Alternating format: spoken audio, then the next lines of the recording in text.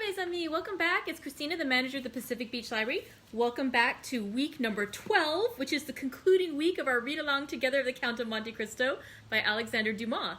It's hard to believe. We're almost through this entire book, and in fact, this is only the abridged version, the one I'm showing you right now, which still looks pretty large. But this is only about maybe 60% of the length of what we've actually been reading together, so yay! Hello, Helen, good to see you!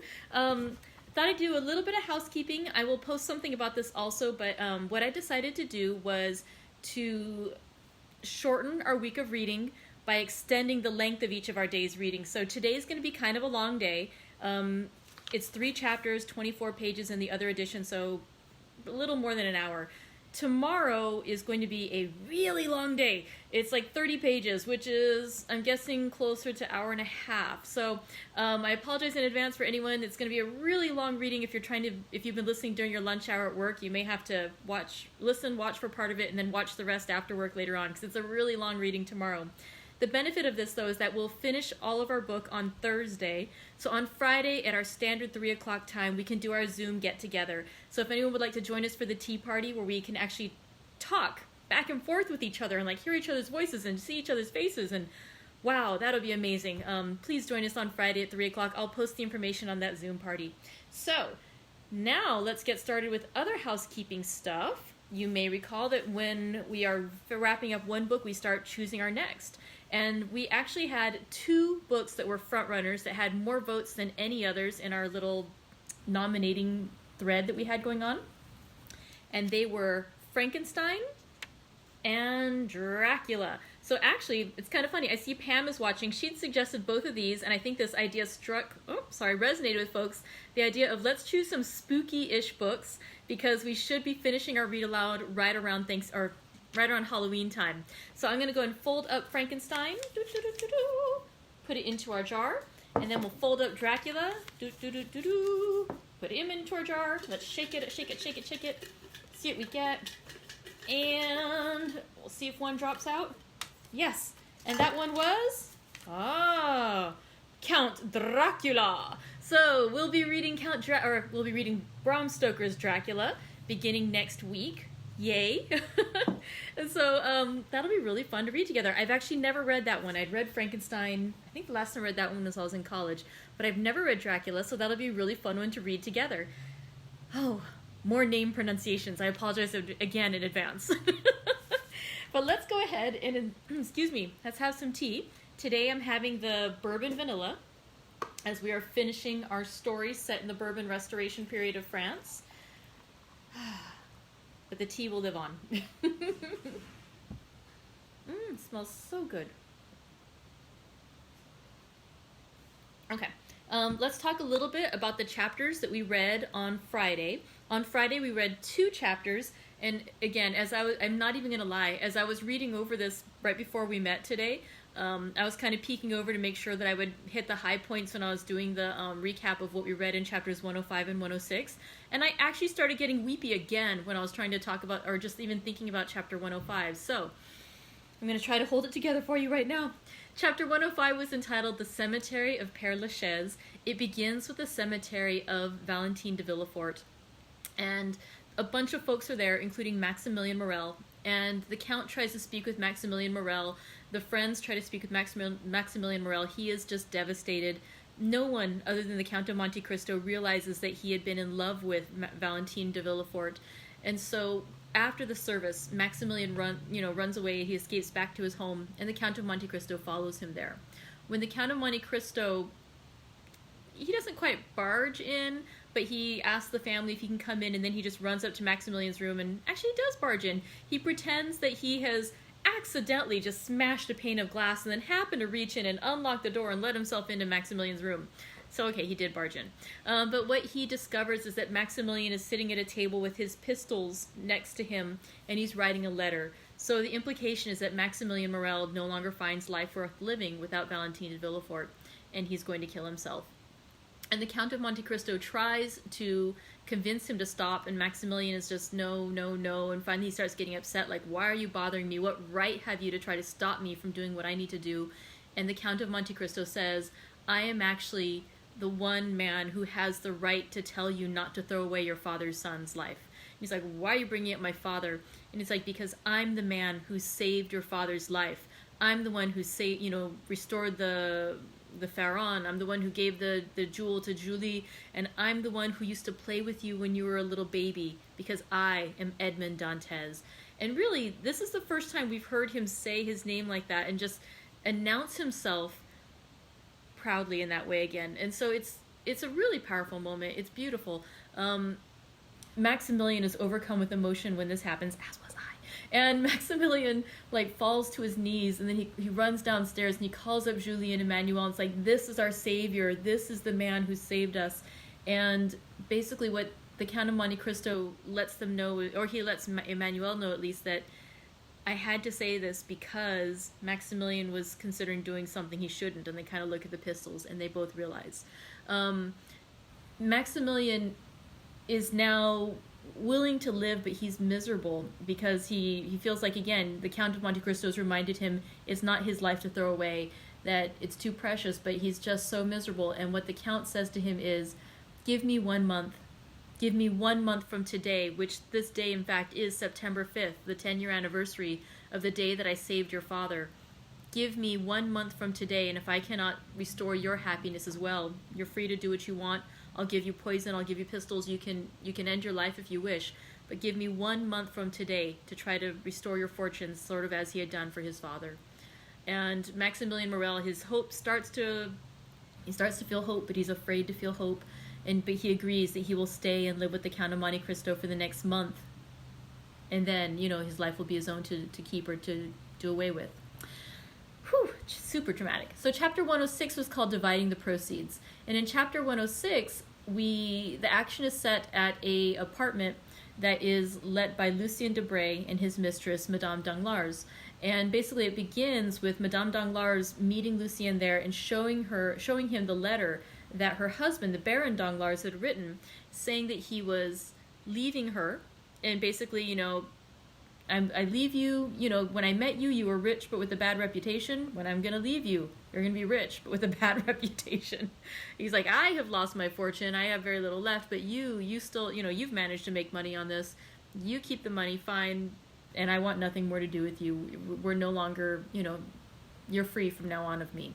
And so Debray, instead of responding to her with sympathy or even let's get married now that you're free, it's, well, all right, let's do an accounting, and here's exactly how much money you have, and here's how much I have, and let's separate our funds, and I advise you to leave town because you don't want to, you actually do have some money, but your husband just went bankrupt, it's going to look bad, so you should act like you're poor, and blah, blah, blah, blah. And she realizes that, again, Lucien Debray does not actually care about her, that it was convenience and making the money. And so she feels unhappy, but she does have this money to console her, but she feels, again, it's not as much as she once had. So she leaves with over 1 million francs, but feeling poor inside and alone. Her husband has left her, her child has left her, and even her secret lover is really not interested in her. So she's unhappy when she leaves. Meanwhile, what they say too is that in the apartment above them in the same building, that room has just been recently let by Albert de Morcerf, and it's inhabited by he and his mother. And so his mother Mercede and Albert, they talk in that room, and they've left off most of their they've chosen not to take the money that had been earned by Fernand Mondego, the Count of Morcerf. And so because of that, they have very little money. They have the option to go to Marseille to retrieve the money that Edmond Dantes had intended to be the dowry that he'd meant to use with his new life with Mercedes so many years before. But again, how do you get to Marseille, and what do you live on until then? And so what actually happens is Albert Morcerf tells his mother that he has, again, taken her name from now on because he no longer wants his father's name. But he has enlisted in the army or in the military, and that the signing bonus they gave him basically is the money that he and his mother will live on for now. And so it's sad, but at the same time, the two of them are living honorably. And what happens at the end of that chapter is, as they're leaving and preparing, he's made plans on exactly to the franc how much money they'll have for him to be able to send her off in a carriage to Marseille, and he'll come and meet her there afterwards, and what they'll have left. And what they determine is that when they finish all this, they'll have 5,000 francs left. And as they're getting ready to leave and embark on this next journey, this next chapter of their life, they run into Lucien Debray on the stairs. And Lucien Debray is struck by the contrast between Mercédès and Albert, and specifically between Mercédès and Madame Danglars, because Baroness Danglars, shortly before, she had left that apartment upset and unhappy and feeling very poor, leaving with over 1 million francs, even though Mercédès, who had not behaved nearly as badly, who had lived honorably, but was disgraced because of her husband, she was feeling rich and blessed with only 5,000 francs. And so again, the contrast between the character and the outlook of these women was what struck Lucien Debray. However, the very, very last little denouement of that chapter was that after, Lucien and the Morcerfs part, we learned that there was a man who was watching, a man who saw the Albert and Mercédès leave, and who feels sorrow about what's happened to Mercédès and Albert. And he says, "How can I restore the happiness I have taken away from these poor innocent creatures? God help me." And we know, well, it doesn't say who it is, but the book is called The Count of Monte Cristo. When in doubt, the answer is always, it's the Count of Monte Cristo. And so yeah, I'm pretty sure it's the Count of Monte Cristo who was watching and feeling regret about how these things, this revenge that he had tried to take, justifiably so, but that there were unintended consequences, that Albert's life is destroyed, Mercédès' life is destroyed, and that Valentine Villefort, the love of Maximilian Morel, was being poisoned. Things that he didn't intend to happen have happened, and he is feeling, for the first time, regret about the course of action and the revenge he's chosen to take. Okay, so today we have 3 chapters to read. It sounds like a lot, but it's nothing compared to tomorrow when we've been reading even more pages. Okay. So let's see. Today we're going to read chapters 107, 108, and 109. And let's see what happens. Chapter 107 is entitled The Lion's Den. One division of La Force, in which the most dangerous and desperate prisoners are confined, is called the Court of Saint Bernard. The prisoners, in their expressive language, have named it the Lion's Den, probably because the captives possess teeth which frequently gnaw the bars, and sometimes the keepers also. It is a prison within a prison. The walls are double the thickness of the rest. The gratings are every day carefully examined by jailers, whose Herculean proportions and cold, pitiless expression prove them to have been chosen to reign over their subjects for their superior activity and intelligence. The courtyard of this quarter is enclosed by enormous walls, over which the sun glances obliquely, when it deigns to penetrate into this gulf of moral and physical deformity. On this paved yard are to be seen, pacing to and fro from morning till night, pale, careworn, and haggard like so many shadows, the men whom justice holds beneath the steel she is sharpening. There, crouched against the side of the wall which attracts and retains the most heat, they may be seen sometimes talking to one another, but more frequently alone, watching the door, which sometimes opens to call forth one from the gloomy assemblage, or to throw in another outcast from society. The court of Saint Bernard has its own particular apartment for the reception of guests. It is a long rectangle, divided by 2 upright gratings placed at a distance of 3 feet from one another to prevent a visitor from shaking hands with, or passing anything to, the prisoners. It is a wretched, damp, nay, even horrible spot, more especially when we consider the agonizing conferences which have taken place between those iron bars. And yet, frightful though this spot may be, it is looked upon as a kind of paradise by the men whose days are numbered. It is so rare for them to leave the Lion's Den for any other place than the barrier Saint-Jacques, the galleys, or solitary confinement. In the court which we have attempted to describe, and from which a damp vapor was rising, a young man with his hands in his pockets, who had excited much curiosity among the inhabitants of the den, might be seen walking. The cut of his clothes would have made him pass for an elegant man, if those clothes had not been torn to shreds. Still they did not show signs of wear, and the fine cloth, beneath the careful hands of the prisoner, soon recovered its gloss in the parts which were still perfect, for the wearer tried his best to make it assume the appearance of a new coat. He bestowed the same attention upon the cambric front of a shirt, which had considerably changed in color since his entrance into the prison. And he polished his varnished boots with the corner of a handkerchief embroidered with initials surmounted by a coronet. Some of the inmates of the lion's den were watching the operations of the prisoner's toilette with considerable interest. "See, the prince is pluming himself," said one of the thieves. "He's a fine-looking fellow," said another. "If he had only a comb and hair grease, he'd take the shine off the gentlemen in white kids. His coat looks almost new, and his boots shine like a nigger's face. Sorry. It's pleasant to have such well-dressed comrades, but didn't those gendarmes behave shameful? Must have been jealous to tear such clothes." "He looks like a big bug," said another, "dresses in fine style, and then, to be here so young. Oh, what larks." Meanwhile, the object of this hideous admiration approached the wicket, against which one of the keepers was leaning. "Come, sir," he said, "lend me 20 francs. You will soon be paid. You run no risks with me. Remember, I have relations who possess more millions than you have deniers. Come, I beseech you, lend me 20 francs so that I may buy a dressing gown. It is intolerable always to be in a coat and boots. And what a coat, sir, for a prince of the Cavalcanti." The keeper turned his back and shrugged his shoulders. He did not even laugh at what would have caused anyone else to do so. He had heard so many utter the same things. Indeed, he heard nothing else. "Come," said Andrea, "you are a man void of compassion. I'll have you turned out." This made the keeper turn round, and he burst into a loud laugh. The prisoners then approached and formed a circle. "I tell you that with that wretched sum," continued Andrea, "I could obtain a coat and a room in which to receive the illustrious visitor I am daily expecting." Of course," said the prisoners. "Anyone can see he's a gentleman." "Well then, lend him the 20 francs, said the keeper, leaning on the other shoulder. "Surely you will not refuse a comrade." "I am no comrade of these people," said the young man proudly.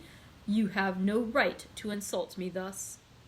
The thieves looked at one another with low murmurs, and a storm gathered over the head of the aristocratic prisoner, raised less by his own words than by the manner of the keeper. The latter, sure of quelling the tempest when the waves became too violent, allowed them to rise to a certain pitch that he might be revenged on the importunate Andrea, and besides it would afford him some recreation during the long day. The thieves had already approached Andrea, some screaming, "La savate! La savate!" a cruel operation which consists in cuffing a comrade who may have fallen into disgrace, not with an old shoe, but with an iron-heeled one. Others proposed the anguille, another kind of recreation, in which a handkerchief is filled with sand, pebbles, and 2-sou pieces, when they have them, which the wretches beat like a flail over the head and shoulders of the unhappy sufferers. "Let us horsewhip the fine gentleman," said others. But Andrea, turning towards them, winked his eyes, rolled his tongue around his cheeks, and smacked his lips in a manner equivalent to 100 words among the bandits when forced to be silent. It was a Masonic sign Caderousse had taught him. He was immediately recognized as one of them. The handkerchief was thrown down, and the iron-heeled shoe replaced on the foot of the wretch to whom it belonged. Some voices were heard to say that the gentleman was right, that he intended to be civil in his way, that they would set the example of liberty and conscience, and the mob retired. The keeper was so stupefied at this scene that he took Andrea by the hands and began examining his person, attributing the sudden submission of the inmates of the lion's den to something more substantial than mere fascination. Andrea made no resistance, although he protested against it. Suddenly, a voice was heard at the wicket. "Benedetto!" exclaimed an inspector. The keeper relaxed his hold. "I am called," said Andrea. "To the visitors' room," said the same voice. "You see, someone pays me a visit. Ah, my dear sir, you will see whether a Cavalcanti is to be treated like a common person." And Andrea, gliding through the court like a black shadow, rushed out through the wicket, leaving his comrades and even the keeper lost in wonder. Certainly a call to the visitors' room had scarcely astonished Andrea less than themselves, for the wily youth, instead of making use of his privilege of waiting to be claimed on his entry into La Force, had maintained a rigid silence. "Everything," he said, proves me to be under the protection of some powerful person. This sudden fortune, the facility with which I have overcome all obstacles, an unexpected family and an illustrious name awarded to me, gold showered down upon me, and the most splendid alliances about to be entered into. An unhappy lapse of fortune and the absence of my protector have cast me down, certainly, but not forever. The hand which has retreated for a while will be again stretched forth to save me at the very moment when I shall think myself sinking into the abyss. Why should I risk an imprudent step? It might alienate my protector. He has two means of extricating me from this dilemma. The one by a mysterious escape, managed through bribery, the other by buying off my judges with gold. I will say and do nothing until I am convinced that he has quite abandoned me, and then... Andrea had formed a plan which was tolerably clever. The unfortunate youth was intrepid in the attack and rude in the defense. He had borne with the public prison and with privations of all sorts. Still, by degrees nature, or rather custom, had prevailed, and he suffered from being naked, dirty, and hungry. It was at this moment of discomfort that the inspector's voice called him to the visiting room. Andrea felt his heart leap with joy. It was too soon for a visit from the examining magistrate, and too late for one from the director of the prison or the doctor. It must then be the visitor he hoped for.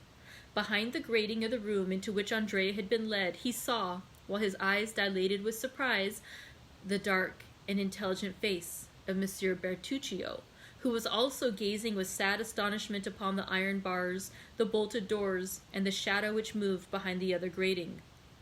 "Ah," said Andrea, deeply affected. "Good morning, Benedetto," said Bertuccio, with his deep, hollow voice.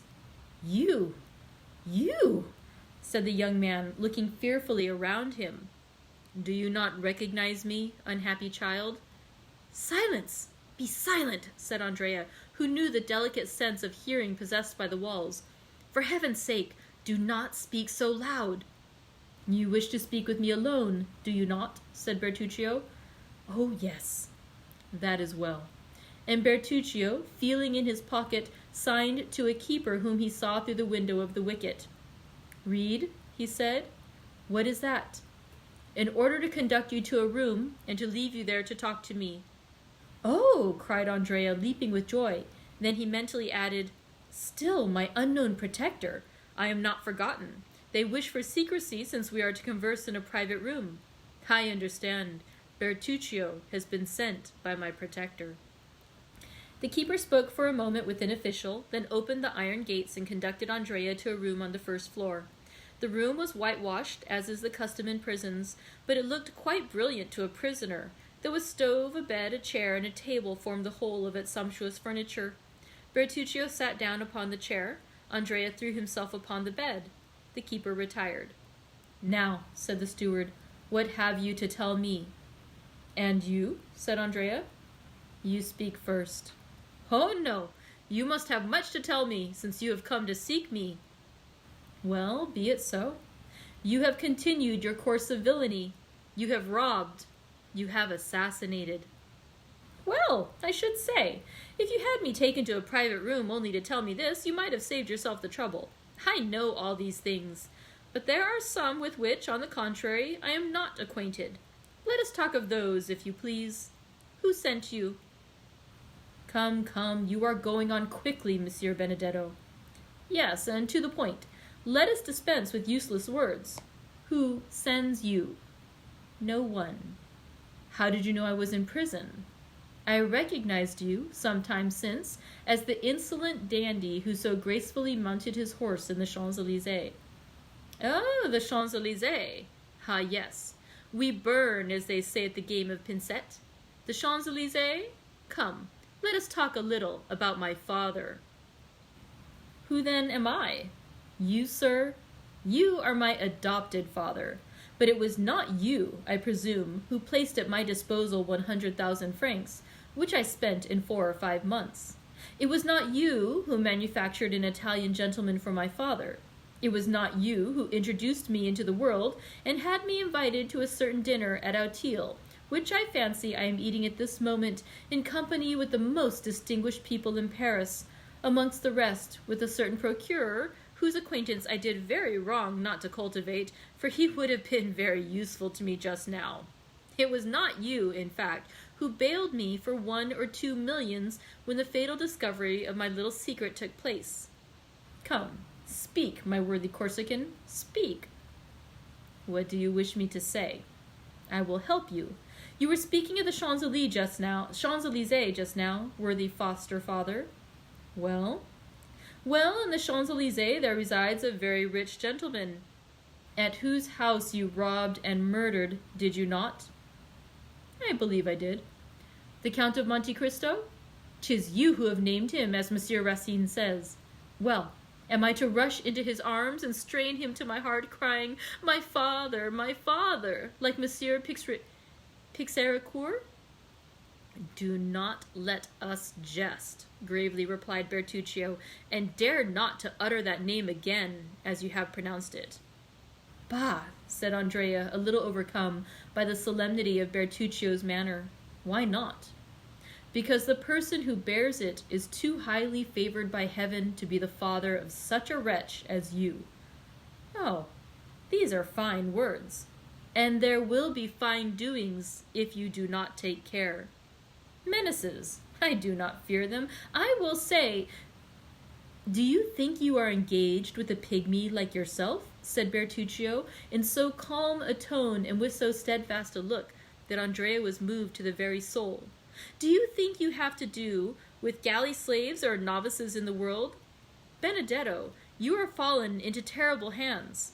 They are ready to open for you. Make use of them. Do not play with the thunderbolt they have laid aside for a moment, but which they can take up again instantly if you attempt to intercept their movements. My father, I will know who my father is, said the obstinate youth. I will perish if I must, but I will know it. What does scandal signify to me? What possessions, what reputation, what pull, as Beauchamp says, have I? You great people always lose something by scandal, notwithstanding your millions. Come, who is my father? I came to tell you. Ah, cried Benedetto, his eyes sparkling with joy. Just then the door opened, and the jailer, addressing himself to Bertuccio, said, Excuse me, sir, but the examining magistrate is waiting for the prisoner.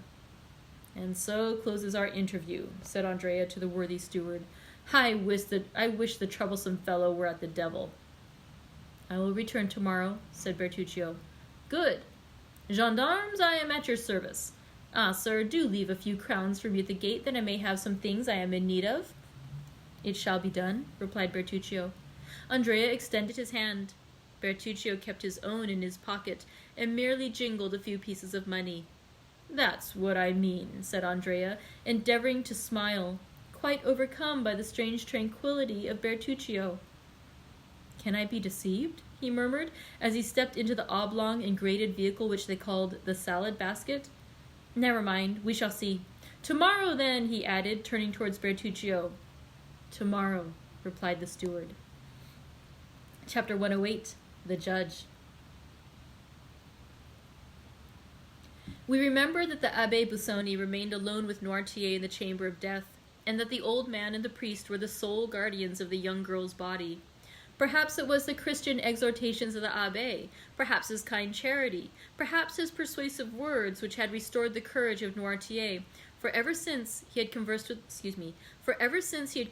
the priest, his violent despair had yielded to a calm resignation which surprised all who knew his excessive affection for Valentine. Monsieur de Villefort had not seen his father since the morning of the death. The whole establishment had been changed. Another valet was engaged for himself, a new servant for Noirtier. 2 women had entered Madame de Villefort's service. In fact, everywhere, to the concierge and the footmen, new faces were presented to the different masters of the house, thus widening the division which had always existed between the members of the same family. The assizes also were about to begin, and Villefort, shut up in his room, exerted himself with feverish anxiety in drawing up the case against the murderer of Caderousse. This affair, like all those in which the Count of Monte Cristo had interfered, caused a great sensation in Paris. The proofs were certainly not convincing, since they rested upon a few words written by an escaped galley slave on his deathbed, and who might have been actuated by hatred or revenge in accusing his companion. But the mind of the procurer was made up. He felt assured that Benedetto was guilty, and he hoped by his skill in conducting this aggravated case to flatter his self-love, which was about the only vulnerable point left in his frozen heart.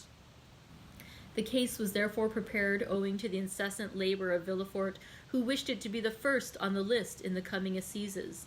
He had been obliged to seclude himself more than ever to evade the enormous number of applications presented to him for the purpose of obtaining tickets of admission to the court on the day of trial.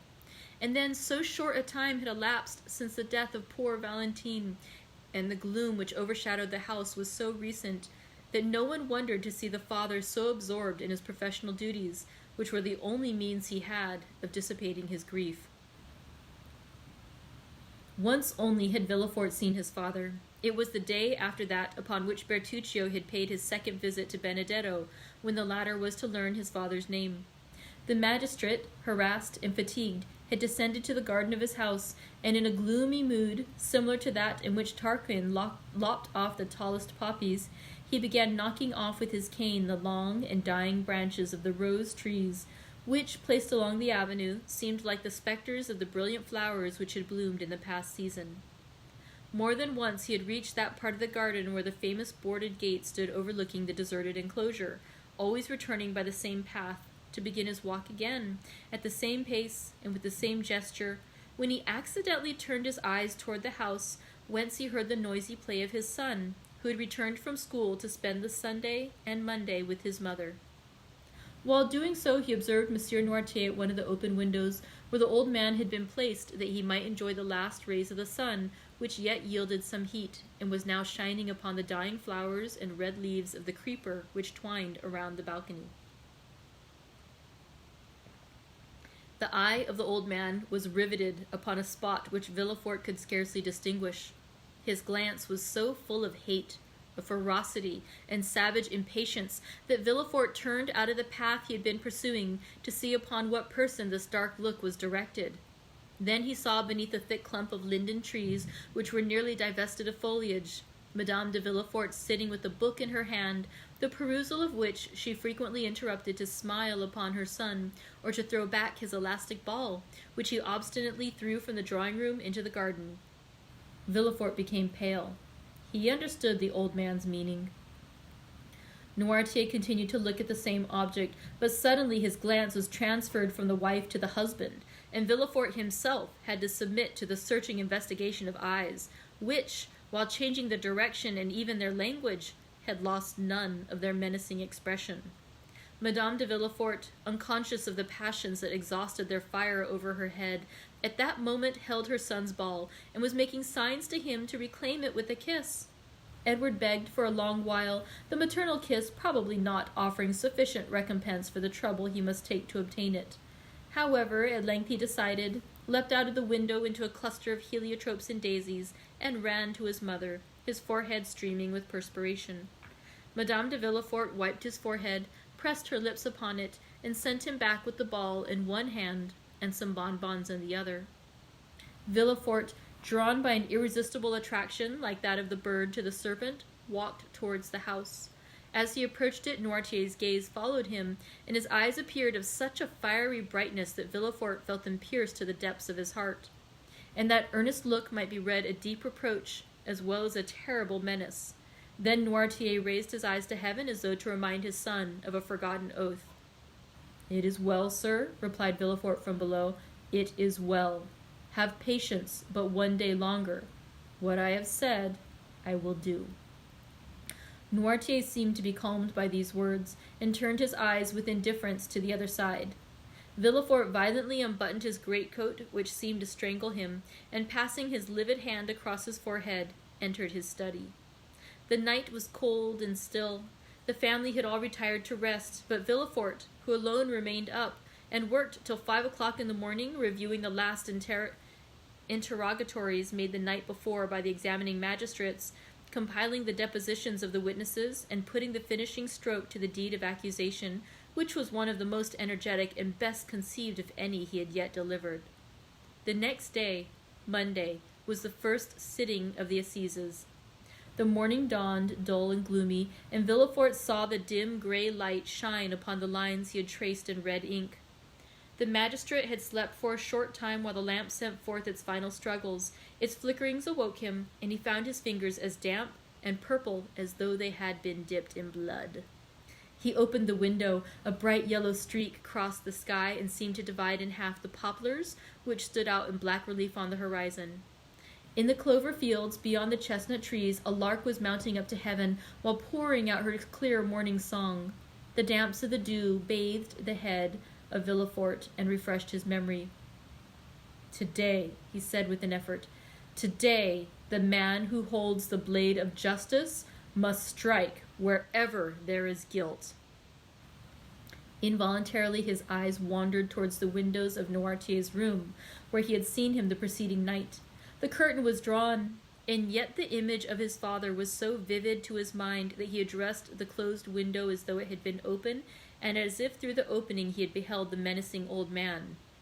"Yes," he murmured, "yes. Be satisfied." His head dropped upon his chest, and in this position he paced his study. Then he threw himself, dressed as he was, upon a sofa, less to sleep than to rest his limbs, cramped with cold and study. By degrees everyone awoke. Villefort, from his study, heard the successive noises which accompany the life of a house, the opening and shutting of doors, the ringing of Madame de Villefort's bell, to summon the waiting maid, mingled with the first shouts of the child, who rose full of the enjoyment of his age. Villefort also rang. His new valet brought him the papers, and with them a cup of chocolate. "What are you bringing me?" said he. "A cup of chocolate." "I did not ask for it. Who has paid me this attention?" "My mistress, sir. She said you would have to speak a great deal in the murder case, and that you should take something to keep up your strength." And the valet placed the cup on the table nearest to the sofa, which was, like all the rest, covered in papers. The valet then left the room. Villefort looked for an instant with a gloomy expression. Then, suddenly, taking it up with a nervous motion, he swallowed its contents at one draught. It might have been thought that he hoped the beverage would be mortal, and that he sought for death to deliver him from a duty which he would rather die than fulfill. He then rose and paced his room with a smile it would have been terrible to witness. The chocolate was inoffensive, for Monsieur de Villefort felt no effects. The breakfast hour arrived, but Monsieur de Villefort was not at table. The valet re-entered. "Madame de Villefort wishes to remind you, sir," he said, "that 11 o'clock has just struck, and that the trial commences at 12. "Well," said Villefort, "what then?" "Madame de Villefort is dressed. She is quite ready, and wishes to know if she is to accompany you, sir." "Where to?" "To the Palais." "What to do?"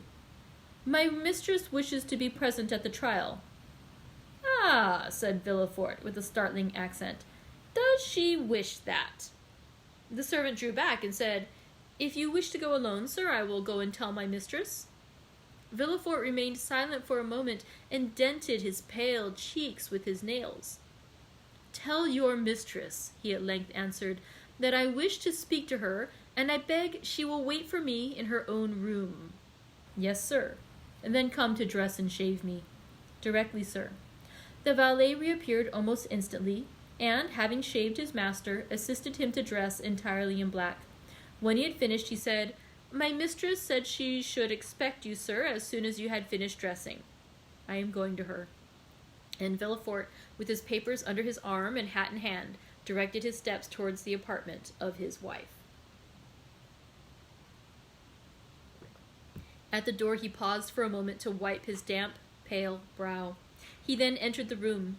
Madame de Villefort was sitting on an ottoman and impatiently turning over the leaves of some newspapers and pamphlets which young Edward, by way of amusing himself, was tearing to pieces before his mother could finish reading them.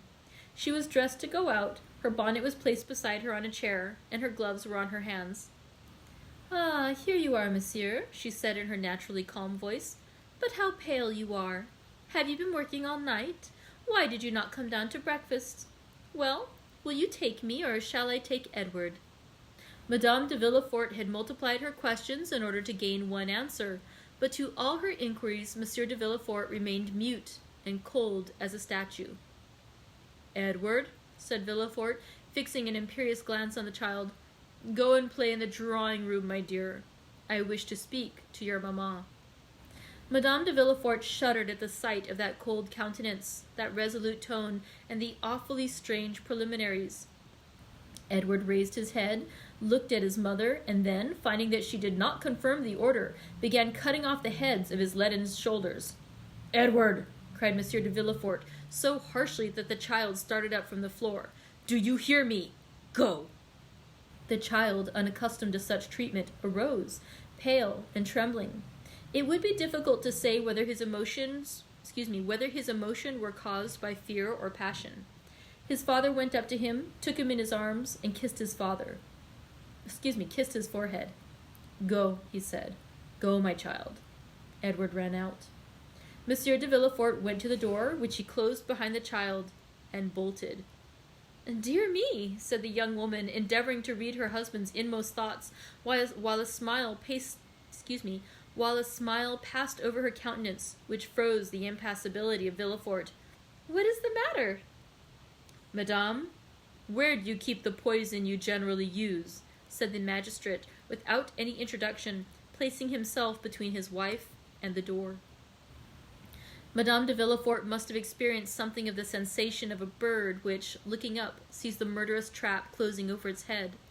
A hoarse, broken tone, which was neither a cry nor a sigh, escaped from her while she became deadly pale. "Monsieur," she said, I do not understand you." And in her first paroxysm of terror, she had raised herself from the sofa. In the next, stronger very likely than the other, she fell down again on the cushions.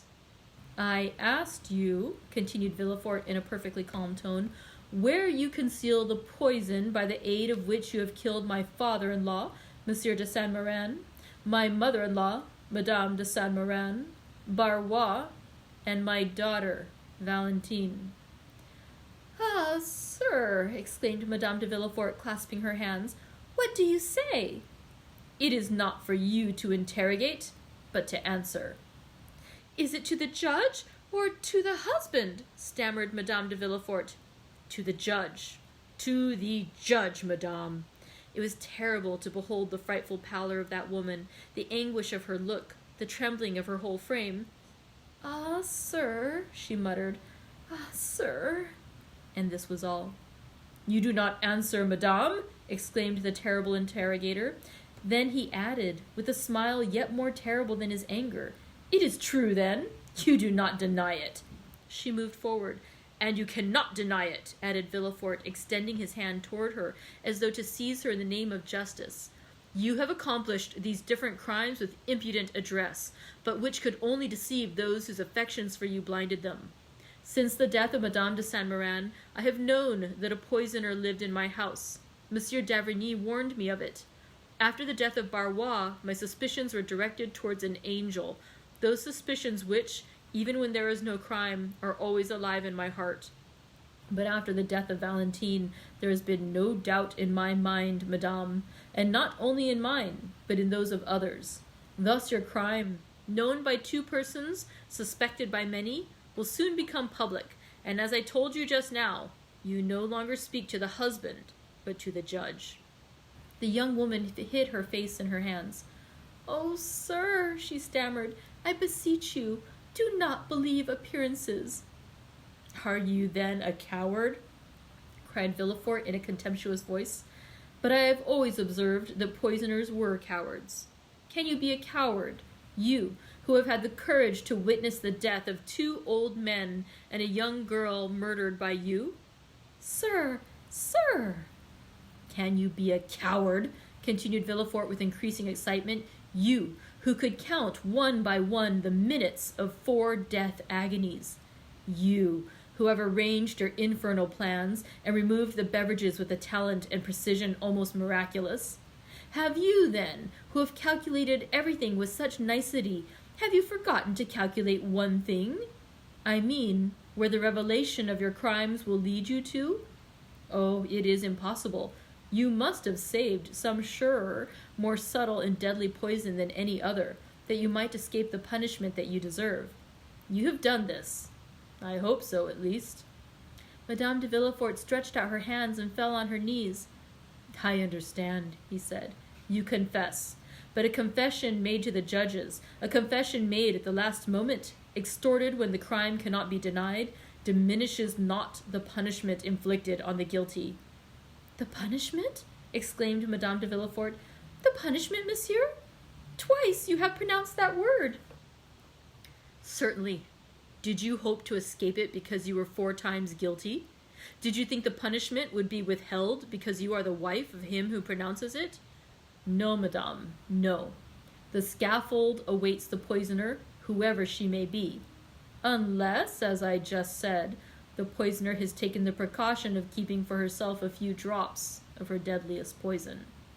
Madame de Villefort uttered a wild cry, and a hideous and uncontrollable terror spread over her distorted features. "Oh, do not fear the scaffold, madame," said the magistrate. "I will not dishonor you, since that would be dishonor to myself. No, if you have heard me distinctly, you will understand that you are not to die on the scaffold." "No, I do not understand. What do you mean?" stammered the unhappy woman, completely overwhelmed. "I mean that the wife of the first magistrate in the capital shall not, by her infamy, soil an unblemished name, that she shall not, with one blow, dishonor her husband and her child." "No, no, oh no!" "Well, madame, it will be a laudable action on your part, and I will thank you for it." "You will thank me? For what?" "For what you have just said." "What did I say? Oh, my brain whirls. I no longer understand anything. Oh, my God, my God." And she rose with her hair disheveled and her lips foaming. "Have you answered the question I put to you on entering the room? Where do you keep the poison you generally use, madame?"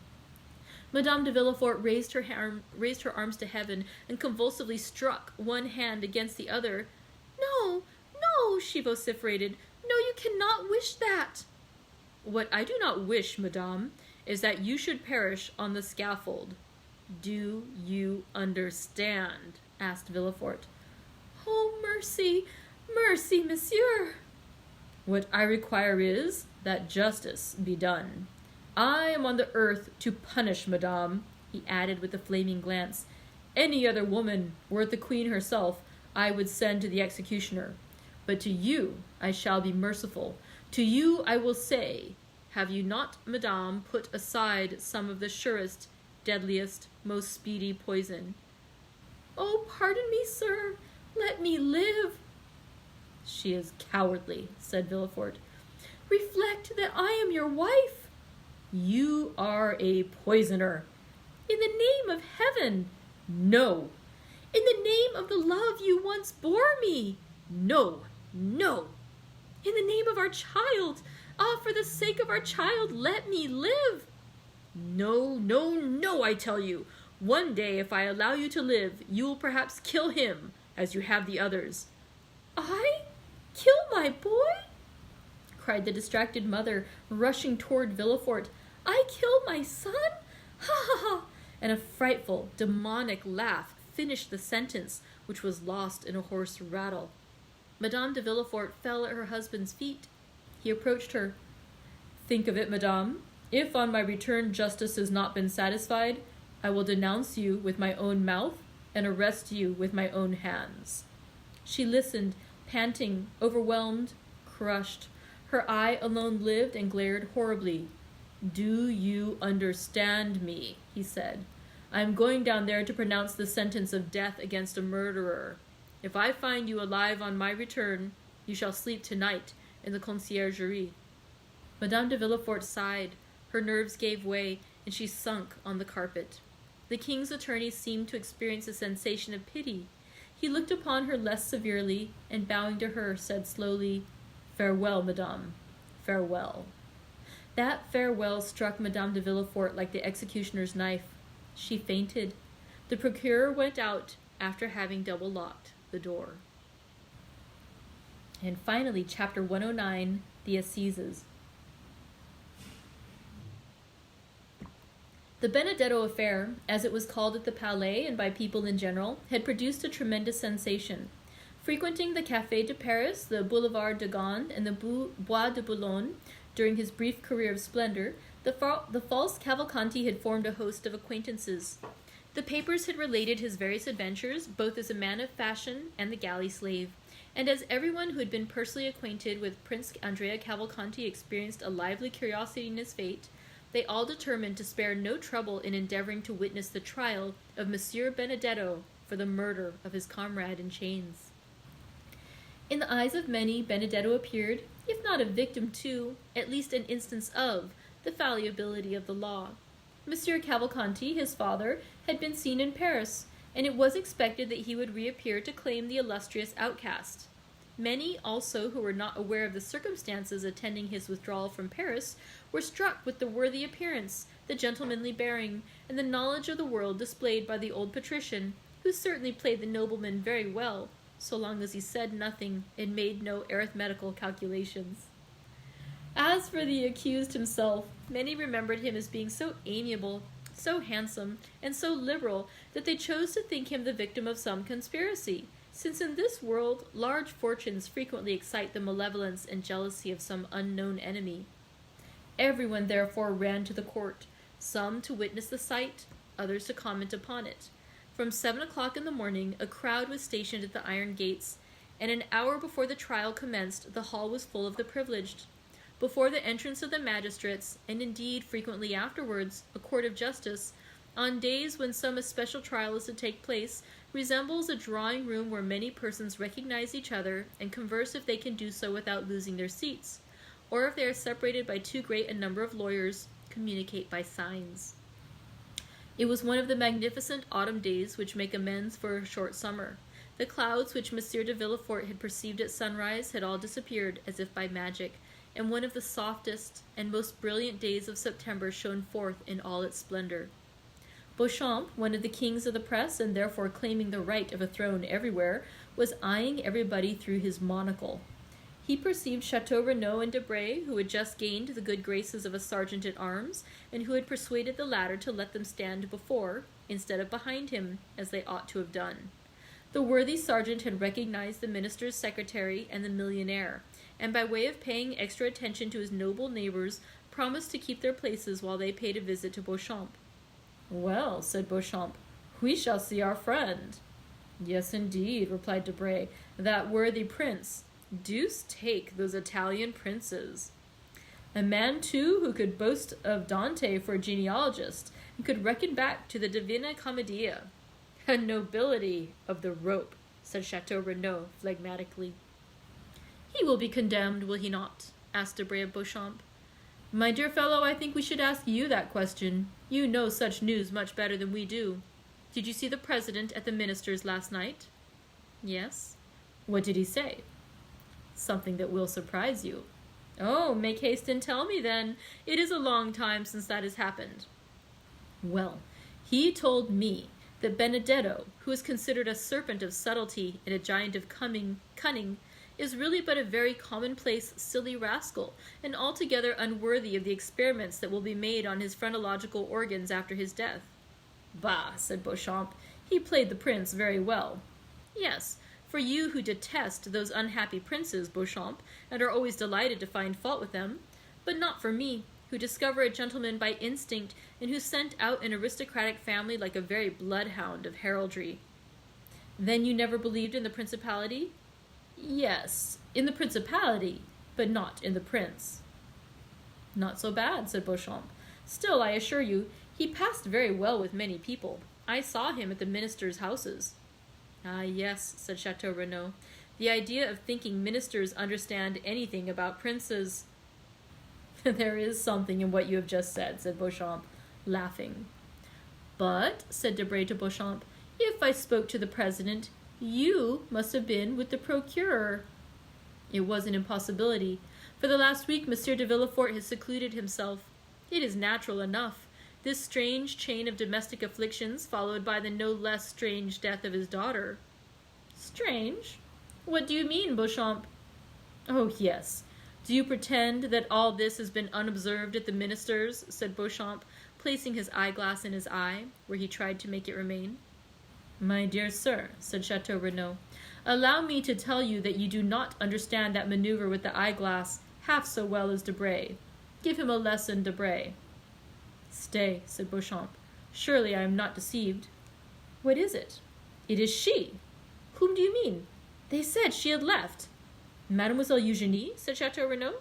"Has she returned?" "No, but her mother." "Madame Danglars?" "Nonsense! Impossible!" said Chateau Renaud. "Only 10 days after the flight of her daughter, and 3 days from the bankruptcy of her husband?"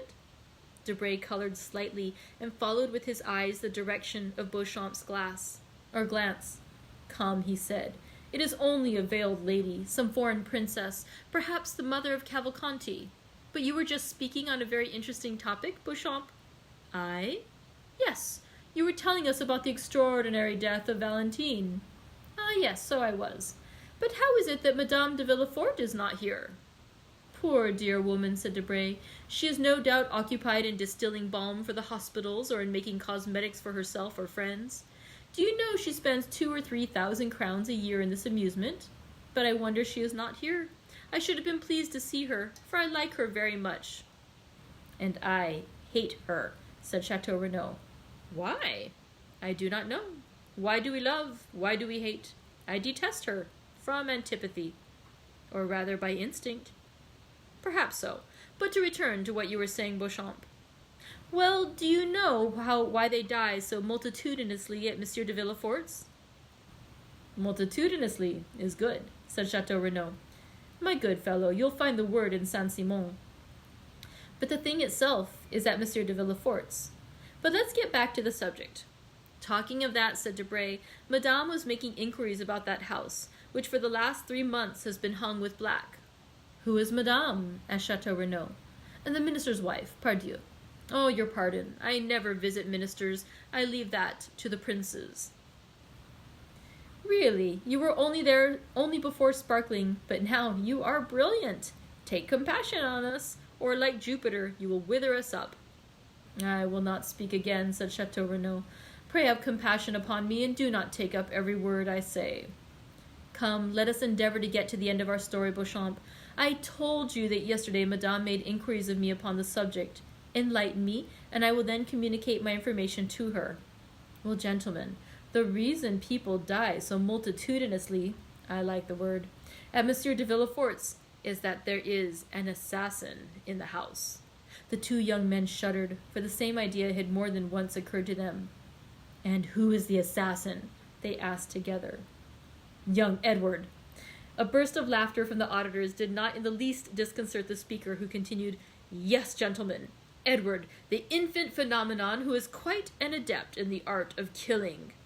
"You are jesting." "Not at all. I yesterday engaged a servant who had just left Monsieur de Villefort. I intend sending him away tomorrow, for he eats so enormously to make up for the fast imposed upon him by his terror in that house. Well, now listen." "We are listening." "It appears the dear child has obtained possession of a bottle containing some drug, which he every now and then uses against those who have displeased him. First, Monsieur and Madame de Saint-Méran incurred his displeasure, so he poured out 3 drops of his elixir. 3 drops were sufficient. Then followed Barrois, the old servant of Monsieur Noirtier, who sometimes rebuffed this little wretch. He therefore received the same quantity of the elixir. The same happened to Valentine, of whom he was jealous. He gave her the same dose as the others, and all was over for her as well as the rest." "Why, what nonsense are you telling us?" said Chateau Renaud. "Yes, it is an extraordinary story," said Beauchamp. "Is it not?" "It is absurd," said Debray. "Ah," said Beauchamp, "you doubt me. Well, you can ask my servant, or rather him who will no longer be my servant tomorrow. It was the talk of the house." "And this elixir, where is it? What is it?" "The child conceals it." "But where did he find it?" "In his mother's laboratory." "Does his mother, then, keep poisons in her laboratory?" How can I tell? You are questioning me like a king's attorney. I only repeat what I have been told, and like my informant, I can do no more. The poor devil would eat nothing from fear." "It is incredible." "No, my dear fellow, it is not at all incredible. You saw the child pass through the Rue Richelieu last year, who amused himself with killing his brothers and sisters by sticking pins in their ears while they slept. The generation who follow us are very precocious." "Come, Beauchamp," said Chateau Renaud, "I will bet anything you do not believe a word of what you have been telling us. But I do not see the Count of Monte Cristo here." "He is worn out," said Debray. "Besides, he could not well appear in public, since he has been the dupe of the Cavalcanti, who, it appears, presented themselves... He is worn out," said Debray. "Besides, he could not well appear in public, since he has been the dupe of the Cavalcanti, who, it appears, presented themselves to him with false letters of credit, and cheated him out of 100,000 francs upon the hypothesis of this principality." "By the way, Monsieur de Chateau Renaud," said Beauchamp, "how is Morel?" "Ma foi, I have called 3 times without once seeing him. Still his sister did not seem uneasy, and told me that though she has not seen him for 2 or 3 days, she was sure he was well." "Ah, now I think of it, the Count of Monte Cristo cannot appear in the hall," said Beauchamp. "Why not?" "Because he is an actor in the drama." "Has he assassinated anyone, then?" "No, on the contrary, they wished to assassinate him. You know that it was in leaving his house that Monsieur de Caderousse was murdered by his friend Benedetto. You know that the famous waistcoat was found in his house, containing the letter which stopped the signature of the marriage contract. Do you see the waistcoat? There it is, all blood-stained on the desk, as a testimony of the crime." "Ah, very good. Hush, gentlemen. Here is the court. Let us go back to our places." A noise was heard in the hall. The sergeant called his 2 patrons with an energetic "Hem!" and the doorkeeper appearing, called out, with that shrill voice peculiar to his order ever since the day of Beaumarchais, "The court, gentlemen!" And that concludes chapter 109. Oh, I kind of want to keep reading. Okay, but we're going to stop for today. Tomorrow we have 3 chapters.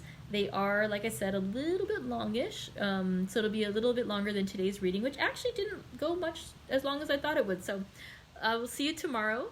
I'll post up the information too about when we're going to do our party on Friday. And like I said, we'll finish our reading of the Count of Monte Cristo this Thursday. So we have just 3 more days of reading. It's really just amazing to me that we have made it almost all the way through this book, and that so many strands are being woven into the story now. We're going to find out the resolution. And again, our other exciting news of the day, we'll be reading Dracula next. And so I will start preparing for that as well. So thank you very much. I hope you had a great time reading with me today. I look forward to reading with you again tomorrow. Au revoir.